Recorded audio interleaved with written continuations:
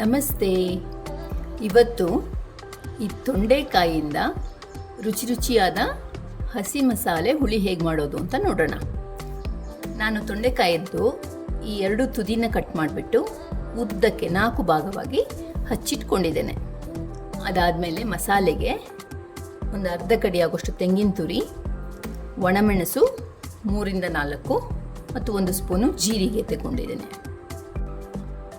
ಅದಾದಮೇಲೆ ಬೆಲ್ಲ, ಉಪ್ಪು, ಹುಣಸೆನ ನೀರಲ್ಲಿ ನೆನೆಸಿಟ್ಟಿದ್ದೇನೆ. ಒಗ್ಗರಣೆಗೆ ಸಾಸಿವೆ, ಉದ್ದಿನಬೇಳೆ, ಒಣಮೆಣಸು, ಇಂಗು ಮತ್ತು ಕರಿಬೇವು.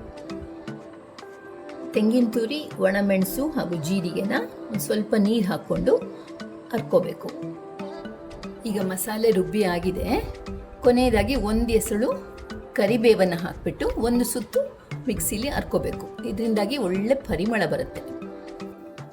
ಈಗ ತೊಂಡೆಕಾಯಿನ ಒಂದು ಪಾತ್ರೆಗೆ ಹಾಕಿಬಿಟ್ಟು ಅದು ಮುಳುಗುವಷ್ಟು ನೀರು ಹಾಕಿ ಬೇಯಲಿಕ್ಕೆ ಇಟ್ಟಿದ್ದೇನೆ. ಒಂದು ಸ್ವಲ್ಪ ಬೆಲ್ಲ ಸೇರಿಸ್ಕೊತಾ ಇದ್ದೇನೆ. ತೊಂಡೆಕಾಯಿ ಚೆನ್ನಾಗಿ ಕುದ್ದು ಬೆಂದಿದೆ. ಈಗ ಉಪ್ಪು ಸೇರಿಸ್ತಾ ಇದ್ದೇನೆ.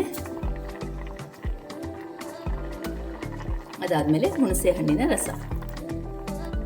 ಈಗ ಅರ್ಧಿಟ್ಟ ಮಸಾಲೆ ಸೇರಿಸ್ತಾ ಇದ್ದೇನೆ. ದಪ್ಪ ಅನಿಸಿದ್ರೆ ಒಂದು ಸ್ವಲ್ಪ ನೀರು ಹಾಕಿ ಅಡ್ಜಸ್ಟ್ ಮಾಡ್ಕೋಬೇಕು. ಚೆನ್ನಾಗಿ 1-2 ಸಲ ಕುದಿಸ್ಬೇಕು.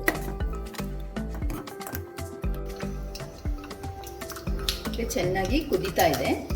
ಆರಿಸ್ಬಿಟ್ಟು ಒಗ್ಗರಣೆ ಹಾಕಿದರೆ ಸರಿ. ತೊಂಡೆಕಾಯಿ ಹಸಿ ಮಸಾಲೆ ಹುಳಿ ಬಿಸಿ ಬಿಸಿ ಅನ್ನ ಮತ್ತು ಸೆಂಡೆಗೆ ಜೊತೆ ರೆಡಿ.